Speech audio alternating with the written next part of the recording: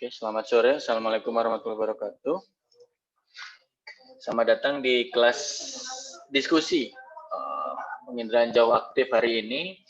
Harapan saya di hari ini kalian nanti akan semakin paham mengenai konsep georeferencing dan konsep geocoding seperti yang sudah saya berikan tadi siang di YouTube.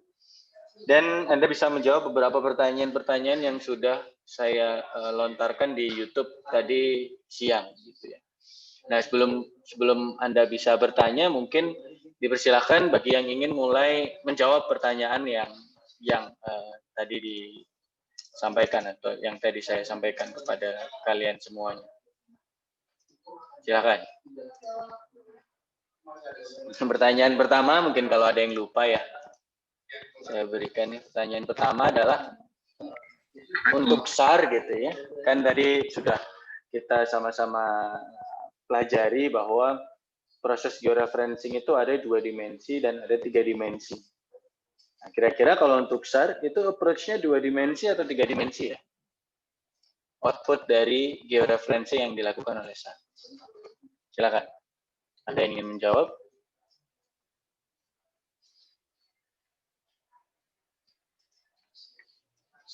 Halo, halo. Halo, halo. Izin menjawab, Pak. Ya, siapa nih? Anissa, Pak. Oh ya, silakan. Gimana Anissa? Kalau menurut saya itu SAR sendiri kan resolusinya mencapai 5 meter yang merupakan resolusi tinggi. Jadi penentuan titiknya itu menggunakan pendekatan 3D, Pak.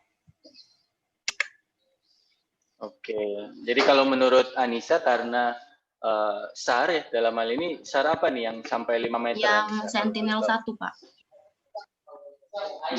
Yang Sentinel-1 itu mencapai 5 meter sehingga dalam proses georeferencingnya itu sampai mendapat Z juga begitu ya. Ini menurut Anissa ya.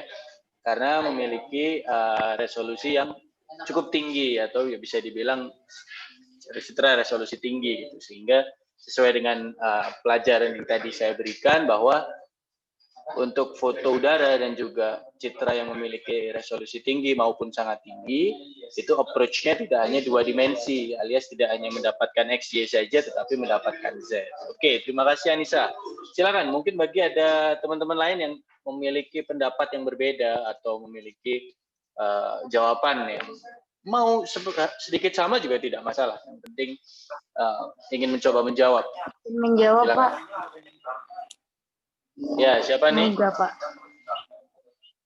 Ya, kalau menurut Mega gimana? Kalau menurut Mega ini Pak, pakai 3 dimensi. Karena dari penjelasan di YouTube tadi, kan kalau 3 dimensi itu pada citra satelit resolusi tinggi menentukan informasi nilai Z.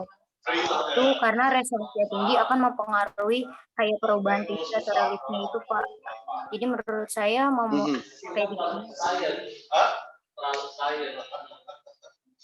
Oke. Kalau menurut Mega mirip seperti Anissa ya, yaitu sama-sama menggunakan 3 dimensi. Tapi alasannya kalau Anissa adalah mengenai resolusi dari si citra satelit inderaja aktifnya, kalau menurut Mega karena adanya relief displacement yang juga terekam di situ sehingga perlulah adanya yang namanya pengurangan atau adanya proses penentuan dari relief-relief itu sehingga nanti hasilnya tidak hanya X dan Y tapi juga Z. Oke, terima kasih Mega. Silakan yang lainnya. Pertanyaan, masih pertanyaan pertama.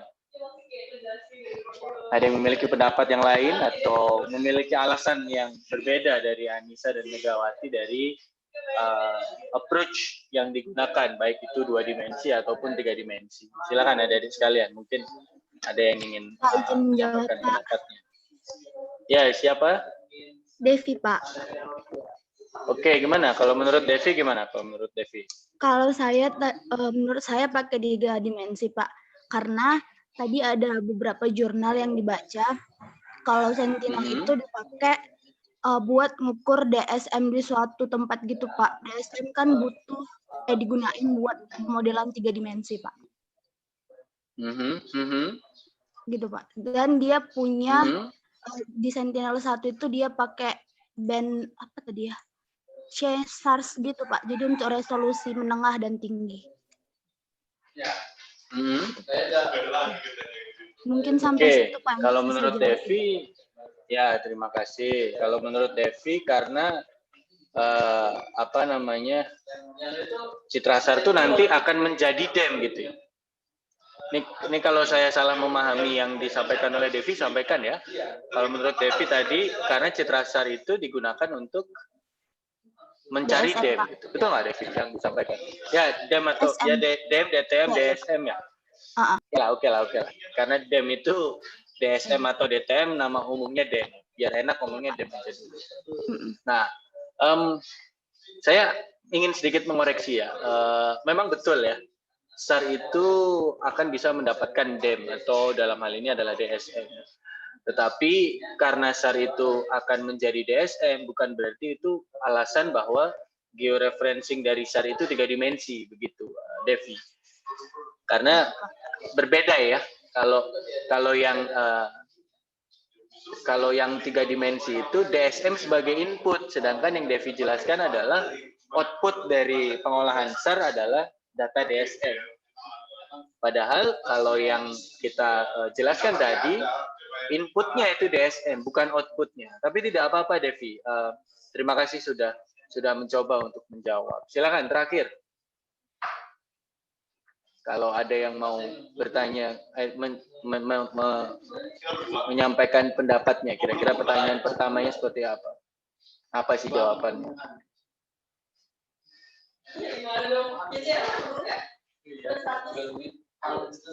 Halo?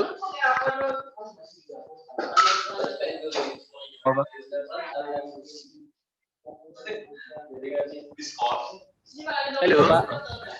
Izin menjawab, Pak. Ya, silakan. Nah, siapa nih? Siapa? Pak. Ya, saya itu siapa? Leo Mardi Tanjung, Pak. Leo. Oh, Leo. Silakan Leo. Kalau menurut Leo bagaimana? Nah, tadi Pak kan saya tadi sempat baca-baca jurnal gitu ya, Pak. Nah terus yang saya kaitkan itu ada Sentinel 1 ya, Pak. Nah, saya baca-baca itu adalah bahwa Sentinel 1 ini tidak dapat dipantulkan dengan baik di daerah dengan vegetasi tinggi dan daerah yang bersaluri air. Jadi menurutku bisa ini untuk 3 dimensinya tapi tidak terlalu teliti gitu, Pak. Oke, terima kasih. Ya. Siap. Berarti kalau menurut Leo bisa ya gitu 3 dimensi tapi tidak terlalu teliti. Nah, ingin saya ulangi lagi. Ini yang diproses data SAR-nya ya. Bukan SAR untuk mengeluarkan data 3D, bukan adik-adik sekalian. Jadi pertanyaannya ini adalah, kalau kita mau nge-georeferencing data SAR, itu approach-nya 2D atau 3 dimensi, bukan hasil dari data SAR itu bisa kita gunakan, output data SAR itu 3D atau 2D, bukan itu pertanyaannya. Pertanyaannya adalah, untuk data SAR itu, kalau kita mau georeferencing data SAR-nya, itu pakai approach 2 dimensi atau 3 dimensi. Itu maksudnya adik-adik sekalian. Beda ya, bukan itunya. Bukan apa namanya? Bukan outputnya. Saya ulangi lagi, ini bukan output, ini adalah inputnya. Data SAR itu sebagai inputnya. Nah, data SAR ini, kita tidak bicara SAR sebagai DEM ya, bukan. Kan kita perlu yang namanya georeferencing. Nah, georeferencing itu data SAR-nya 2 dimensi atau 3 dimensi. Saya tambah satu lagi, silakan yang ingin berdiskusi. Dari tadi sebenarnya tidak ada yang melawan jawabannya teman-teman yang lain ya.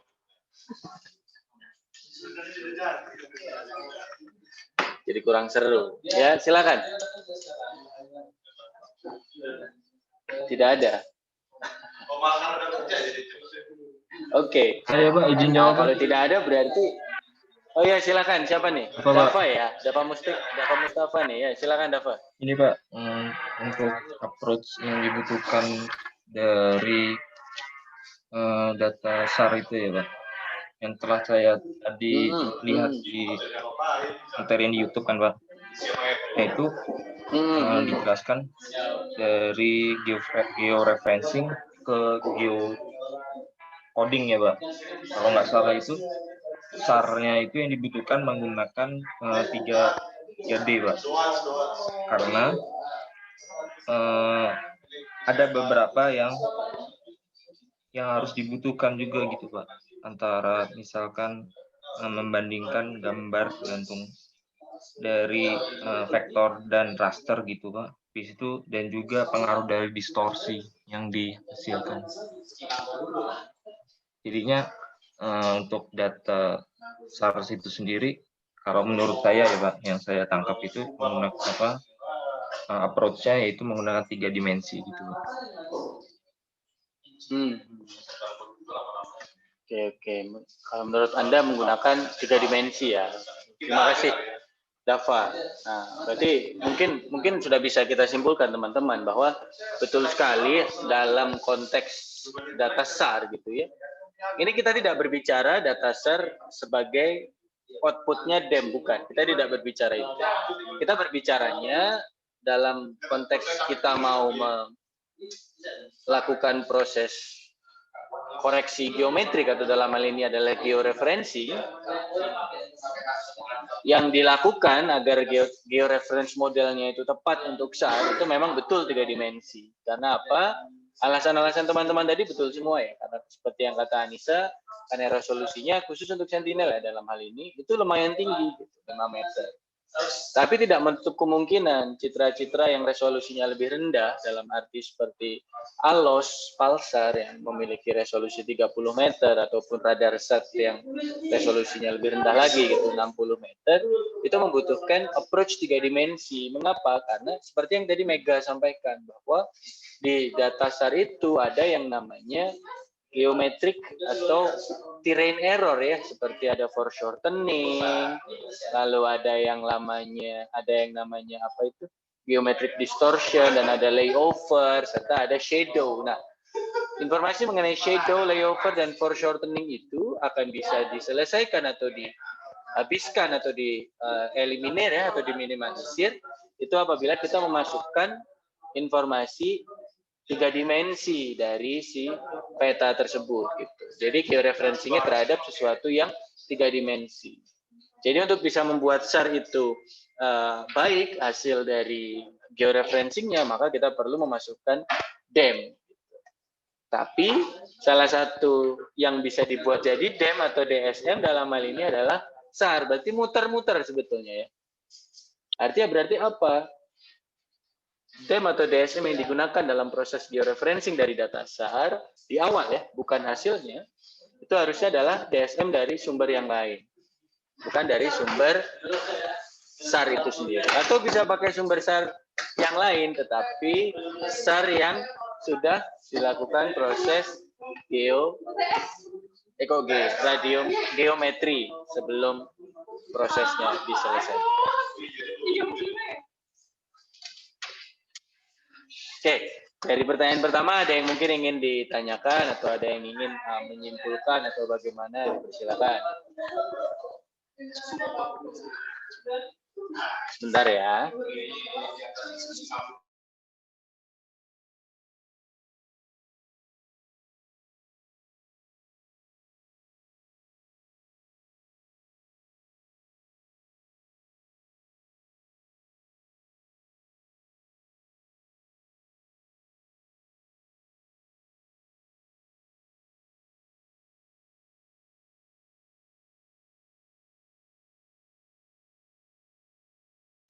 Ya, kembali lagi bersama saya. Ada yang ingin didiskusikan mengenai pertanyaan pertama dari sekalian?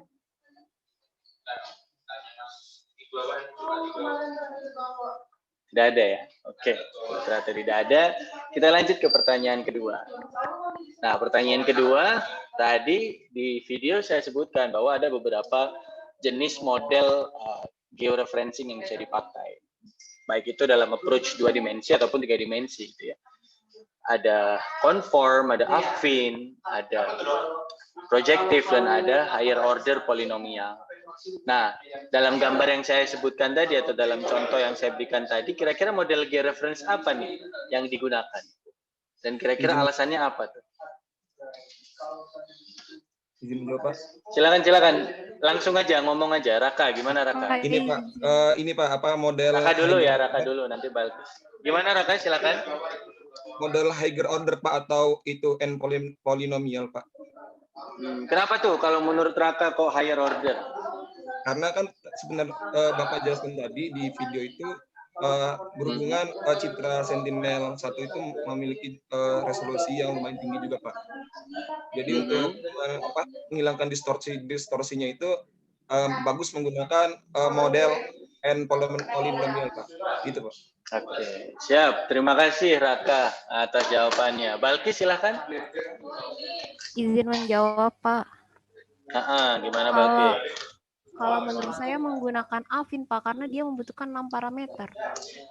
Oke, berarti membutuhkan affine karena parameternya ada 6 gitu ya. Nah, silakan, mungkin ada yang lain. Terima kasih jawabannya, Balkis. Gambarnya yang ini ya, dari sekalian kalau kebingungan, gambarnya yang ini.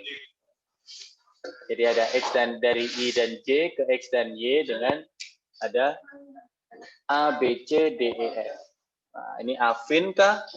Conform kah?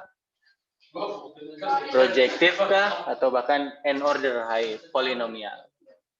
Yuk, satu lagi.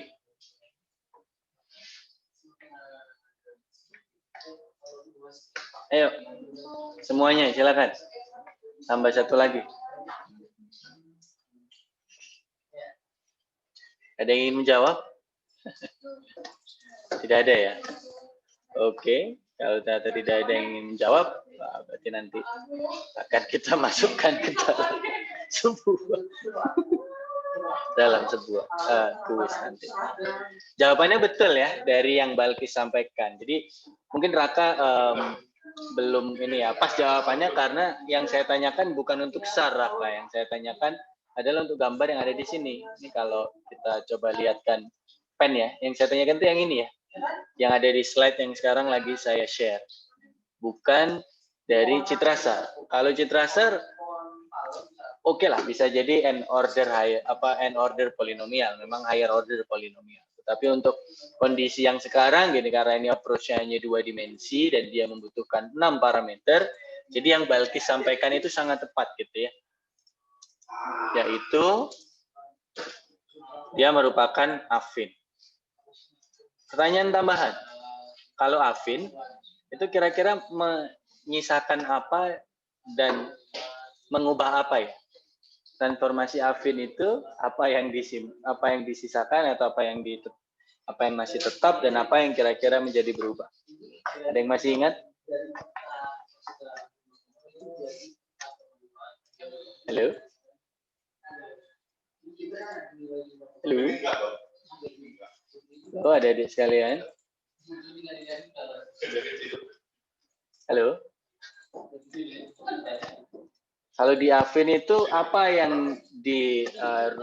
yang berubah atau terjadi distorsi dan apa yang masih tersisa? Kalau di affine.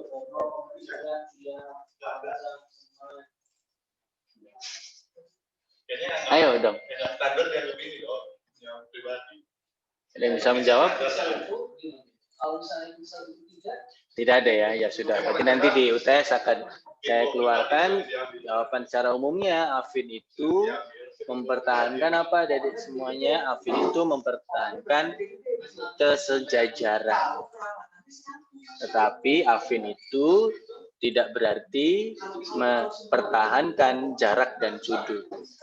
Sebaliknya kalau conform itu akan mempertahankan apa? Sudut. Tetapi bisa jadi kesejajarannya tidak. Alias kedudukan satu garis dengan garis yang lain itu bisa jadi tidak sama atau terjadi distorsi. Tetapi sudut dan jaraknya itu masih dipertahankan oleh conform. Kalau affine sebaliknya. Itu ada di sekalian. Nah, sekarang kita masuk ke yang keempat. Yang ketiga. Berapa sih GCP yang dibutuhkan minimal dalam proses georeferencing satu citra saja? Berapa kira-kira? Ada dari sekalian ya? 3 ya, Pak. Siapa ini yang tadi jawab 3 nih? Disebutkan Cilia. namanya dulu. Oke, menurut Cilia 3. Kenapa Cilia? Kok menurut Cilia 3?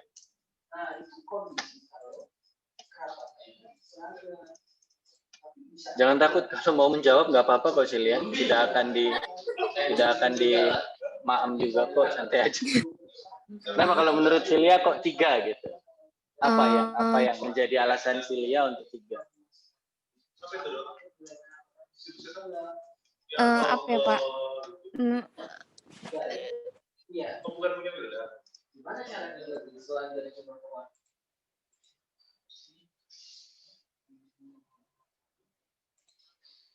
Kamu mengklasifikasi ini berdasarkan jumlah pokok. Gimana kalau menurut Cilia? Tapi nilai kerapatan itu. Awas masuk duluan. Gambarnya kelihatan loh, Cilia. Gambar saya kelihatan ya di ini ya, di PPT ya. Bisa dilihat Cilia bahwa di sini itu titiknya ada 3 nih. Ada GCP 5, GCP 7 dan GCP 8. Dan ingat ternyata di sini errornya tidak dapat karena insufficient number of ground control points. Ini kalau dalam satu pixel. Jadi karena parameter yang dibutuhkan itu jumlahnya sama dengan jumlah parameter yang diketahui, maka dia tidak ada yang namanya ukuran lebih. Ini kita asumsikan bahwa ini menggunakan Affin ya. Seperti yang tadi Balkis jawab, Affin itu membutuhkan 6 parameter, betul ya? Sedangkan kalau ini ada berapa? X input, Y input, kalau dikali 3 berarti berapa kira-kira parameter yang diketahui? 6, Pak. Cilia atau yang lain? 6. 6 sama dengan 6 berarti selesai, tetapi tidak ada hitungan lebih. Sehingga kalau Anda mau mencari RMS error atau residualnya, tidak bisa. Gitu. Walaupun sebetulnya titik 5, 7, dan 8 ini cukup teliti. Gitu. Tapi tidak bisa digunakan karena masih kurang. Nah, kira-kira kalau 3 kurang, berapa nih yang pas? Kayak kalau kita nawar di pasar tempel ya. Berapa tuh? Kira-kira. Yang lain silakan. 4 ya, Pak, jadinya ya, Pak. Siapa nih yang jawab? Cilia lagi? Pak. Kan Atau siapa nanya. nih? Oh ya, Cilia. Oke. Jawabannya adalah, kita lihat sama-sama. Kalau 4, berarti titik yang diketahui ada 4, gitu kan? Artinya, parameter yang kita input ada berapa? 8. Ya. Sedangkan parameter yang kita cari ada berapa? 6. 8 lebih dari 6 atau kurang dari 6? Lebih dari ya. Jadi karena ada ukuran lebih, maka minimal 4. Ilmu dasarnya adik-adik sekalian, khususnya bagi teman-teman dari geofisika juga, dalam proses georeferencing itu kalau bisa tersebar. Jadi kalau misal dalam contoh ini ya, contoh gambar kotak ini adik-adik sekalian gitu ya, maka kalau bisa titiknya itu ada di pojok-pojok gitu. 2, 3, dan 4. Akan lebih baik kalau di tengah ada 1 sebagai agar dia tidak terlalu terdistorsi karena masih pojok-pojok. Yang yang optimal berapa? Ya tergantung dengan luasnya serta tergantung bagaimana anggaran yang ada. Tetapi pada dasarnya minimal kalau bisa 4. Ya kalau misal bicara optimal ya kalau bisa ya ditambah 1, 2, 3 dan 4 di sini. Alias ada berapa di sini? Ada 9. Dan ingat 9 ini titik apa adik sekalian yang dari geomatika kalau untuk foto udara? Titik-titik Van Gruber, Pak. Nah, titik-titik von Gruber ya. Yang mana titik-titik ini nanti bisa bertindak sebagai titik-titik kontrol yang dibutuhkan. Nah, ini teman-teman kan sudah mendapatkan foto, sekarang mungkin pemodelan 3D juga sedang diajarkan kembali. Jadi ada titik-titik ini namanya von Gruber. Terima kasih Celia atas usahanya ya. Sekarang sudah pas harganya. Silakan dibayar di kasir ya. Yaitu 8, bukan 4, bukan 3. Iya Pak, makasih ya Terima Pak. kasih. Yuk, sama-sama. Sekarang pertanyaan keempat. Nah, tadi saya sampaikan bahwa ternyata geocoding gitu ya, kalau mau pakai bilinear itu tidak pas kalau untuk DEM. Ada yang tahu kenapa?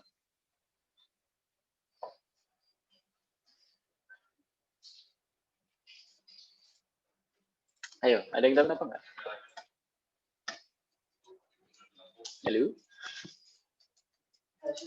Nih, seperti tulisan ini, not advisable for DEM. Why? Nah, kenapa? Ada yang tahu kenapa?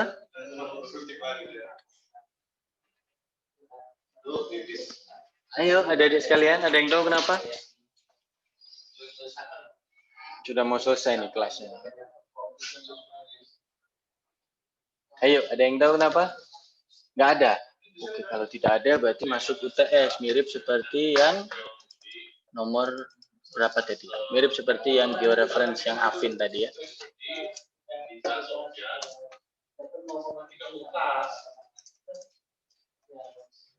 Oke.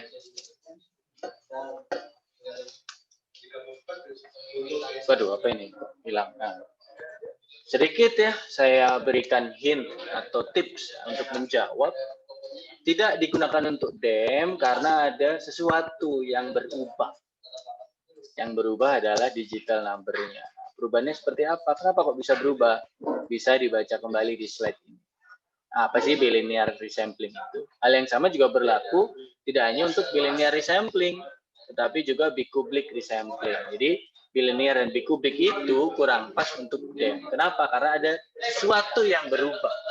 Kenapa kok bisa berubah? Nah itu nanti bisa menjadi salah satu soal dari UTS yang perlu kalian cari.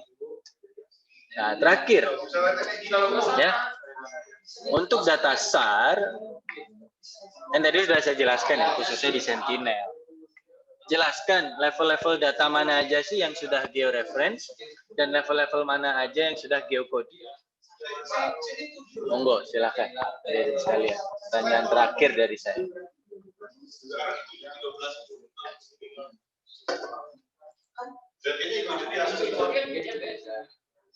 Ayo silakan, tidak ada yang mau menjawab atau bagaimana ini?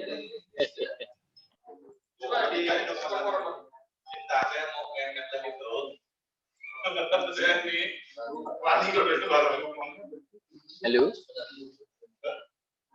Halo? Iya Pak. Halo? Ya, silakan. Pertanyaannya saya ulang ya, mungkin kalau tidak terlihat atau itu ya. Kan di kuliah ini sebagai bukti bahwa kalian sudah mengikuti kuliah sebetulnya. Di kuliah saya sudah sampaikan untuk data SAR khususnya data Sentinel 1 itu ya. Saya sudah jelaskan mana data yang sudah tergeoreferensi dan mana yang sudah tergeocode. Coba jelaskan ulang kepada saya, mana sih data dari Sentinel 1 yang sudah tergeoreferensi dan level mana yang sudah tergeocode. Silakan.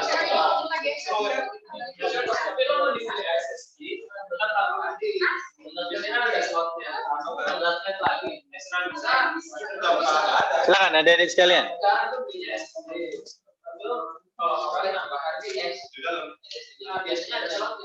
Halo? Tidak ada, Teh? Sudah saya jelaskan loh di kelas tadi, di video YouTube-nya. Silakan.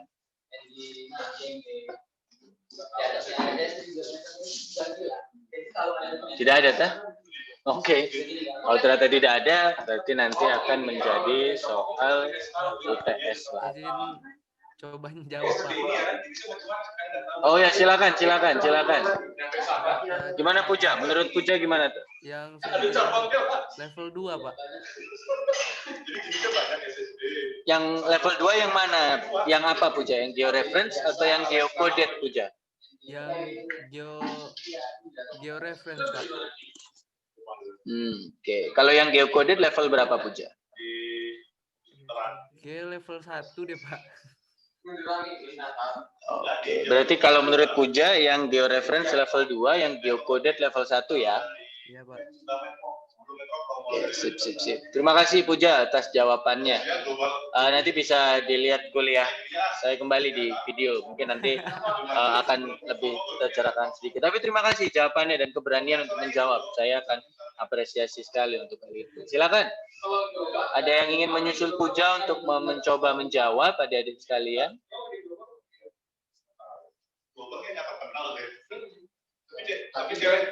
Adakah? Mungkin izin menjawab, Pak. Oh, silakan Fatkur. Gimana kalau menurut Fatkur? Untuk yang geocoding itu yang level 2 itu geocoding. Sedangkan level 1 itu yang sudah tergeoreference, tapi mungkin ada beberapa data level 1 juga yang sudah tergeocode. Bisa dielaborasi atau ditambahkan level 1 yang sudah tergeoreference itu namanya yang apa, lalu level 1 yang sudah tergeocode namanya yang apa, dan sebagainya.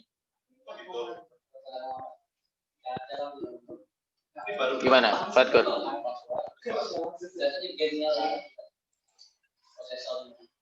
Atau mungkin bisa dibantu yang lain. Yang lain bisa membantu Fatkur menjelaskan level 1 yang sudah tergeoreference itu namanya apa? Level 2 yang sudah tergeocode namanya apa? Level 1 yang sudah tergeocode namanya apa? Silakan. Terima kasih Fatkur ya atas jawabannya. Jawab, Pak. Ya, silakan. Kadek ya ini. Kadek dulu ya, kadek dulu. Silakan. Kadek kan? Betul? Ya, gimana? Untuk level 1, untuk level 1 yang udah tergeoreference yaitu SLC, Pak, atau single loop complex, dan GRD, Pak, level 1 GRD. Kalau yang sudah tergeocode, Kadek gimana? Oke, siap. Terima kasih Kadek. Untuk Sabrina silakan tadi ingin menjawab.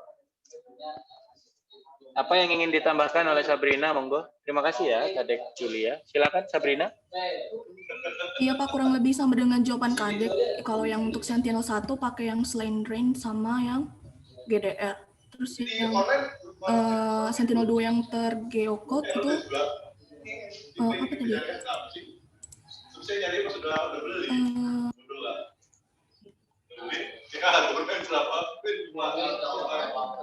Multiloop. Mungkin iya Pak, multiloop. Kalau yang untuk Sentinel 2. Oke, ya. Terima kasih Sabrina. Mungkin ada beberapa yang perlu dikoreksi ya, bukan Sentinel 1 dan Sentinel 2. Semuanya Sentinel 1, level 1 dan level 2 sebetulnya. Oh iya. Dan iya, bukan benar, GDR ya. Kalau GDR Sabrina mikir altimetri nih jadi. Iya Pak, GRD Pak, ya, maaf bukan Pak. GDR ya, Sabrina. Tapi betul ya, tadi jawaban kombinasi dari Fatkur, Kadek, dan Sabrina bahwa yang tergeoreference itu adalah level 1 SLC. SLC itu namanya apa? Single loop complex.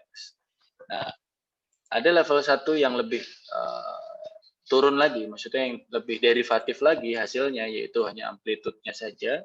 Itu namanya GRD. Ground Range Detected gitu ya. Jadi SLC itu bukan slant range ya. SLC itu single loop complex, terdiri atas amplitude dan fase. Kalau level 1 yang satunya yang juga tergeoreference itu namanya adalah GRD, Ground Range Detected. Nah, terus kalau yang tergeocode itu sebetulnya hanya level 1 saja. Kalau level 2 mah sudah pasti ya. Level 2 itu ocean dan juga wind speed sebetulnya. Jadi tidak ada hubungannya dengan ilmu geomatika secara mendasar sebetulnya. Lebih ke ilmu aplikasinya nanti. Nah, tapi data yang sudah tergeocode, oh ya siap Puja, terima kasih. Saya yakin kamu memang ingin menjawab itu Puja ya. Saya tulis benar kok. Ini kalau yang menjawab nanti langsung saya auto 100-kan kok, santai saja di catatan hari ini. Jadi saya tambah bahwa di geocode itu yang tergeocode itu adalah level 1 GRD. Jadi GRD itu ada beberapa pusat yang memberikannya georeference saja, ada beberapa pusat yang memberikannya geocode. Nah, ini sudah jam 34 yang mungkin kurang 6 menit lagi. Saya ingin sedikit tambahkan bahwa bagi teman-teman khususnya geomatika dan geofisika yang ingin mengolah data interferometri, jangan pernah menggunakan data GRD. Karena kalau Anda menggunakan data GRD, nggak akan sampai itu nanti pengolahannya. Karena yang dibutuhkan adalah fase. Baru nanti kalau sudah selesai pengolahan menggunakan fase, barulah Anda proses ke geocode, adik-adik sekalian. Jadi setelah georeference-nya selesai, setelah processing insar-nya selesai, interferometrinya, baru nanti bisa Anda proyeksikan ulang ke proyeksi yang kalian inginkan atau ke sistem referensi yang kalian inginkan. Itu teman-teman yang ingin bermain di interferometri. Nah, kalau teman-teman yang ingin bermain di polarimetri, saran saya kalau Anda menggunakan aplikasi yang Anda bangun sendiri, seperti mungkin MATLAB ataupun mungkin Python atau R atau ya yang lain-lainnya gitu ya, aplikasi yang coding sendiri, itu lebih baik menggunakan georeference, jangan menggunakan geocode. Kenapa? Kalau Anda pakai geocode, nanti di dalam citranya itu akan ada nilai none atau nilai yang berwarna hitam. Itu akan agak susah kalau Anda lakukan pemrosesan. Jadi lebih baik kalau misal teman-teman yang polarimetri gitu ya, kalau mengolahnya pakai MATLAB atau pakai aplikasi yang Anda olah sendiri, maka lebih baik menggunakan georeference. Nah, tapi kalau Anda menggunakan Snap, Anda menggunakan ENVI, Anda menggunakan PCI Geomatics, Anda mungkin menggunakan QGIS, ArcGIS, dan yang lain-lainnya, memang lebih pas adalah menggunakan yang geocode, sehingga nantinya setelah selesai hasilnya, Anda tidak perlu melakukan yang namanya proses geocoding itu atau resampling tersebut. Jadi north-nya atau utaranya sudah pas gitu, tidak perlu Anda putar-putar lagi setelah selesai mengolah. Jadi itu mungkin sedikit tips dan juga penjelasan mengenai apa sih hubungannya data yang sudah georeference sama geocode itu terhadap apa yang ingin Anda lakukan dari data SAR-nya itu sendiri, baik itu interferometri ataupun yang polarimetri. Nah, mumpung masih ada waktu, silakan kalau ada yang ingin bertanya dari sekalian.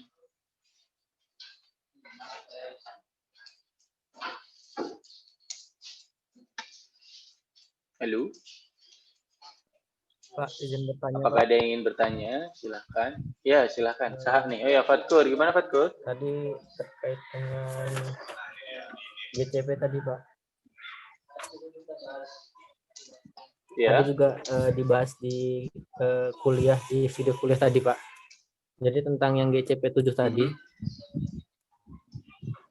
Kan memang kalau melihat dari nilai errornya, dia lebih dia tertinggi nomor 2 mungkin, Pak. Tapi kenapa tidak dihilangkan juga? Oke, saya bukakan ininya ya. Saya bukakan tadi apa namanya itu koreksi ininya. Yang di mana? Sini ya. Nah, awalnya kan ini nih. Kelihatan ya, Fatkur ya? Dan yang lain-lain. Nah, di sini ada yang namanya X residual dan Y residual. Dan ada RMS error. Pertanyaan dari si Fatkur tadi, GCP 7 itu errornya gede Pak, 0,623. Tapi kenapa kok dia tidak dihilangkan? Betul ya Fatkur ya? Iya Pak. Halo Fatkur? Nah, kenapa kok malah yang dihilangkan yang lain gitu Fatkur ya? Pertanyaan sangat baik ya. Sebetulnya Fatkur, GCP 7 ini juga calon-calon yang dihilangkan sebetulnya. Karena kalau Anda lihat dari sini yang dihilangkan adalah GCP berapa aja? GCP 6, GCP 2, dan GCP 3 ya, kalau Anda lihat di sini. Kalau GCP 6 kan jelas, karena dia paling tinggi, salah satu yang paling tinggi ya, dia 0,8. Kalau GCP 2 itu sebetulnya dia bisa dibilang terganti karena dia lumayan besar di X-nya. Kalau GCP 3, coba Fatkur kira-kira kenapa sih harus GCP 3 dihilangkan? Kalau menurut Fatkur sendiri, kok bukan GCP 7? Gimana Fatkur? Kalau menurut Fatkur sendiri deh. Mungkin karena GCP 2-nya sudah dihilangkan. Jadi kalau GCP 3-nya dihilangkan juga jaraknya terlalu jauh mungkin Pak untuk video referensi. Itu coba kita lihat dari yang di sini. GCP 8 dan GCP 3 ini berdekatan, Fatkur. Betul, ini GCP 8 ya? Iya. GCP 8 dan GCP 3 ini berdekatan. Dan di antara GCP 8 dan GCP 3 yang lebih jelek nilainya adalah harusnya GCP 3 ya. Dan GCP 8 lebih ke pojok. Jadi karena faktor itulah, karena kedekatan ininya GCP 3-nya dihilangkan. Sebetulnya Karena intinya itu kalau mau melihat GCP itu kalau bisa terdistribusi dengan baik. Jadi GCP 3 ini salah satu faktor kenapa dihilangkan. Tapi pertanyaan yang sangat baik, kenapa GCP 7 itu tidak dihilangkan? Sayangnya dari slide ini tidak terlihat. Kalau sebetulnya ini kan sudah 6 ya kalau Anda lihat ya. 1 2 3 4 5 ding. 1 2 3 4 5. Sebenarnya di antara ini Anda betul-betul bisa melihat, saya sangat apresiasi sekali Anda melihat bahwa ternyata RMS error dari si GCP 7 itu paling tinggi emang dibanding yang lain. Jadi seharusnya kalau misal kita cuma mau ambil 4, GCP 7 itu dihilangkan nanti dalam proses selanjutnya. Jadi tersisa ini GCP 1, GCP 5, GCP 4, dan GCP 8 sebetulnya. GCP 7 itu nanti hilang. Itu bagus sekali, observasi yang sangat baik ya Fatkur. Bahwa sebenarnya GCP 7 itu RMS error-nya salah satu yang paling tinggi. Dan memang betul, ketika kita menyisakan hanya 4, ya ini yang pas gitu. GCP 7 akan hilang, begitu Fatkur. Dan mungkin sebagai tambahan ya dari sekalian khususnya dari geofisika yang mungkin belum pernah mendengar, jadi ada istilah selain GCP itu ada istilah ICP ya dari sekalian. Jadi kalau GCP itu digunakan sebagai kontrol, gitu ya. Kalau ICP itu digunakan sebagai independent control. Jadi independent control itu tidak masuk dalam proses RMS error di awal, tetapi masuk dalam pencarian nilai residual dari titik. Nah, kalau di dunia geomatika atau geodesi, itu titik-titiknya harus dibedakan. Ada yang sebagai GCP, yang menentukan nanti transformasinya seperti apa. Lalu ada ICP. ICP itu independen, jadi dia tidak masuk dalam proses transformasi, tapi digunakan sebagai pengecekan apakah hasil transformasinya itu benar atau tidak. Artinya apa? Bisa jadi sebuah titik itu jelek sebagai GCP, tapi jangan dihilangkan gitu. Saya yang udah ngukur. Bisa digunakan sebagai ICP. Jadi tidak masuk dalam penentuan RMS error, tetapi masuk dalam penentuan kebaikan atau residual dari si proses ortorektifikasi atau dalam hal ini adalah georeferencing. Mungkin itu sudah jam 15.42, kasihan teman-teman yang mau SMB gitu ya. Sebelum saya berikan informasi mengenai absen, silakan kalau ada yang mungkin ingin didiskusikan lagi atau tadi Fatkur merasa kurang ya silakan, ada yang mau ditanyakan lagi Fatkur. Salah lagi. Cukup Pak, terima kasih Pak. Ya, sama-sama. Terakhir saya ingin sampaikan bahwa yang belum absen ada 1, 2, 3, 4, 5, 6, 7, 8, 9. Sepertinya kesemuanya adalah pengguna iOS ya sepertinya. Sabrina, Elvira, Balkis, sampai hafal saya. Maharani, Yustika, Risna, Celia, dan Maharani. Terakhir, karena saya tidak yakin Feby ada. Nah benar ya, Feby tidak ada ternyata. Maharani juga tidak ada. Sabrina tadi menjawab, Celia menjawab, Elvira ada. Balkis tadi menjawab. Maharani Pratiwi saya tidak lihat. Yustika ada. Risna juga ada. Oke. Berarti yang tidak terlihat adalah di sini ada Maharani Pratiwi, Feby Nur Safitri, dan Maharani April. Itu saja dari saya. Semoga kelas hari ini ada ilmu, menambah ilmu mengenai SAR yang didapatkan oleh Anda. Ingin saya ingatkan adik-adik sekalian bahwa pekan depan insya Allah kita akan ada UTS ya. Jadi nanti di pekan ini saya akan meminta kalian untuk mengikuti kelas tambahan bersama saya insya Allah atau mungkin bersama Pak Rian nanti akan saya diskusikan. Yang pasti di pekan depan kita akan menjalani UTS. UTS-nya seperti biasa daring dan nanti soal dan juga berapa jumlahnya dan bagaimana skemanya akan kita diskusikan kemudian. Tapi most likely akan dilaksanakan di hari Selasa sesuai waktu kuliah.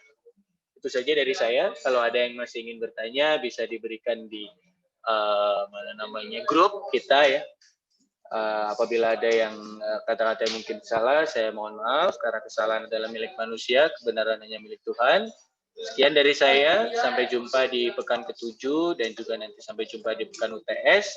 Saya ucapkan terima kasih atas kehadiran teman-teman di hari ini. Kelas saya tutup dan salam apa ini? Salam aktif ya berarti. Salam aktif dan wassalamualaikum warahmatullahi wabarakatuh. Waalaikumsalam warahmatullahi wabarakatuh. Waalaikumsalam.